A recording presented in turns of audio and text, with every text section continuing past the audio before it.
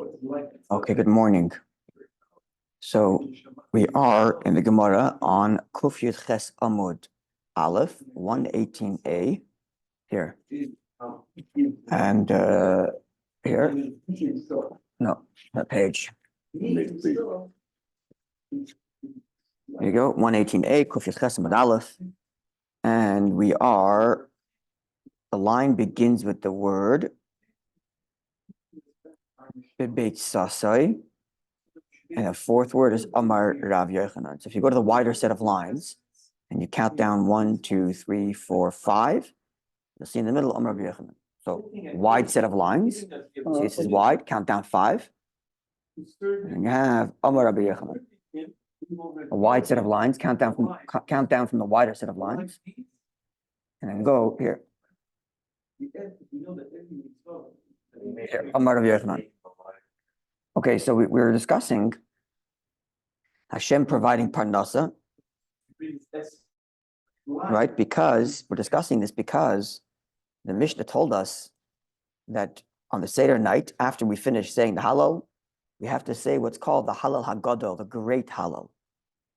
And the Great Hallel is the 26 lines of the Kilo Olam Chazdais. And so on. For your kindness is everlasting. And the Gemara told us that why is it called great?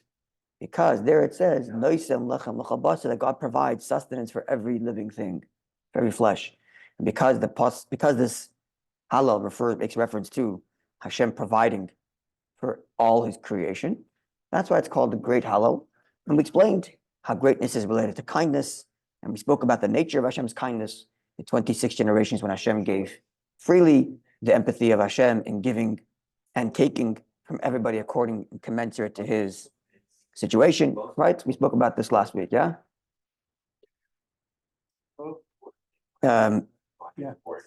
So now, because we're discussing Parnasa, the Gemara now is going to discuss a little bit more about Parnasa. So the Gemara says like this. Amar Rabbi Yochanan says, Kashin mizaynosav shel Adam, a person's parnasa is difficult.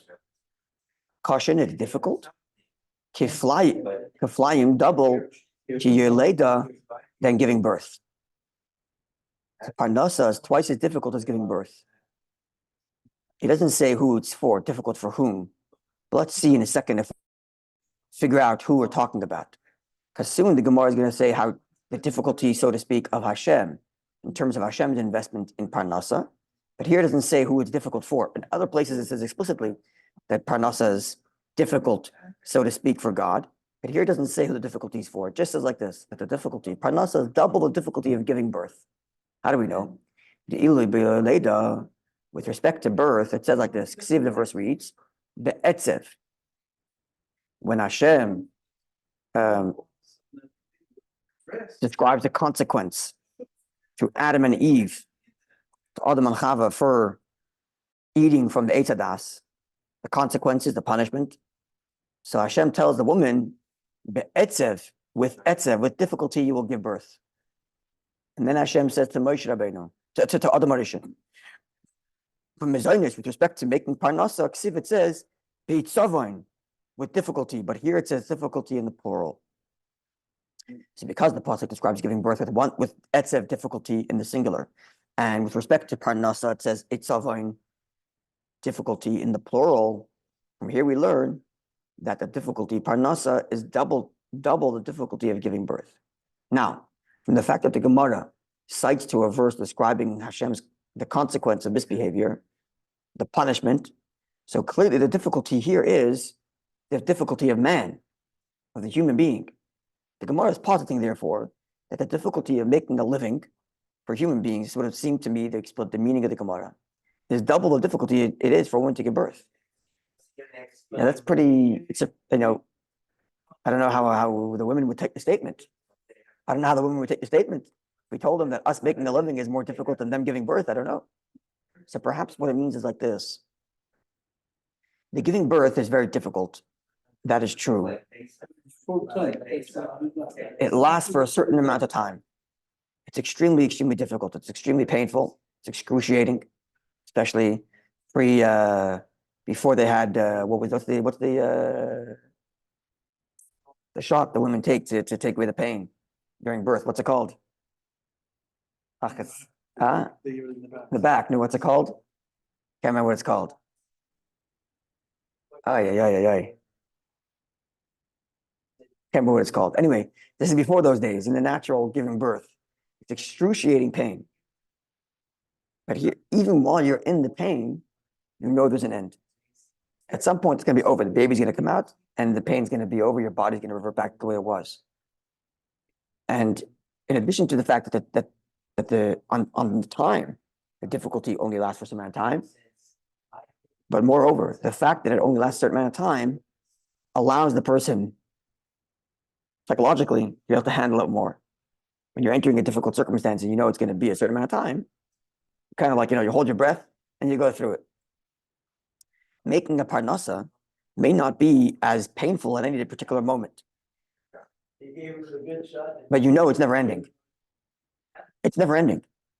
And even if a person's doing well, that could be temporary. He's doing well now, and tomorrow morning, everything he invested in can be over and done with. So the stresses of giving birth is double in the sense that that's more painful. Which actually the correct word here is etzev, itzavim. That's the Gemara's terminology here. Is difficulty in the sense of stress. So the stresses of giving birth is very painful for a very short amount of time. But it's coming to an end. Even if a person has difficulty and has a long labor. Making a living, however, there's no end in sight. And therefore, it goes on and on and on. And psychologically speaking, it's sometimes very difficult, very stressful, not knowing what's going to happen tomorrow and what's going to be the next day, and when this is ever going to come to an end, if it ever comes to an end at all. Right? So that's perhaps what the meaning of the Gemara here, that having parnasa is double as difficult than giving birth. Now, that's on a physical level. Perhaps on a spiritual level, what the Gemara means here. Giving birth on a spiritual level. Giving birth means to create a new feeling of attachment to Hashem. Giving birth, it's a new life, right? So in Kabbalah, for example, the intelligence is referred to as mother and father that give birth to an emotion, to a feeling. So giving birth to a feeling, it's not so difficult. You get excited, it's inspiring, and you get that excitement feeling. It's doubly as difficult to sustain it. Parnasa, to sustain your attachment to Hashem, much more difficult. Maybe that's a spiritual meaning here, matching the physical. The physical is you have a certain amount of pain, lasts a certain amount of time, and it's over. And then parnasa is the stress of not knowing how you're going to provide for yourself over the long period. The same thing is true spiritually. Giving birth to a new feeling of attachment to Hashem for the first time, it's exhilarating, it's exciting. Maybe it's difficult to get that, but once you get it, it goes. But you know that it comes to an end. That feeling of excitement comes to an end. Sustain it in the long term. Ooh, that's doubly difficult. And that's maybe the spiritual meaning of parnasa here. Spiritual parnasa. To have a consistent, a good parnasa is not that it fluctuates up, down, up, down. Good parnasa is you have a consistent income. You can cover your budget. You can pay tzedakah. You can even go on vacation, have luxury, because you have a consistency. Giving birth is not consistency. Giving birth is a flash of excitement. So there's the spiritual birth where a person gets excited, he gets turned on, he's excited. It only lasts a certain amount of time. But the parnasa, to sustain that long term, that my feelings of attachment to Hashem have a long-term consistency, it's doubly difficult. That's perhaps the spiritual meaning of this Gemara, which is speaking about the physical birth versus parnasa. Yes? When the baby comes also, it brings the parnasa for the parents. It's true, and the Gemara says it's doubly difficult, right? The spiritual part here is the getting excited one time, good. Sustained parnasa, much more difficult. Consistent parnasa, consistent spiritual attachment is much more difficult than one-time inspiration, like giving birth. Okay, that's perhaps the meaning of this. Which, by the way, connects to what we are now in Elul. How's that? Because juxtaposing, there are two beginnings in the Jewish calendar, right? You have Nisan, it's the first month, and then you have Tishrei, the first of the year. So just to juxtapose the two beginnings. Pesach, Yecheskel, the prophet Ezekiel, refers to Pesach as the Leidas Am Yisrael, the birth of the Jewish people. That's like that inspiration, the birth that happened, very difficult, and you got to push through it. You got to break through through the Egypt. You have to split the sea. Very difficult. But how long does it last? It's very short. In fact, sometime afterwards was the golden calf. But Elul, Tishrei, the other beginning, that's the beginning of Parnasa, right? And literally, the Parnasa of a person is determined on Rosh Hashanah. So his spiritual Parnasa is also determined on Rosh Hashanah. The spiritual Parnasa, his spiritual sustenance, the spiritual attachment to Hashem is also determined on Rosh Hashanah. Because Rosh Hashanah is the beginning of our work from below to above, where we have to make a consistent connection to Hashem, not the flotsam inspiration that comes from Hashem like birth.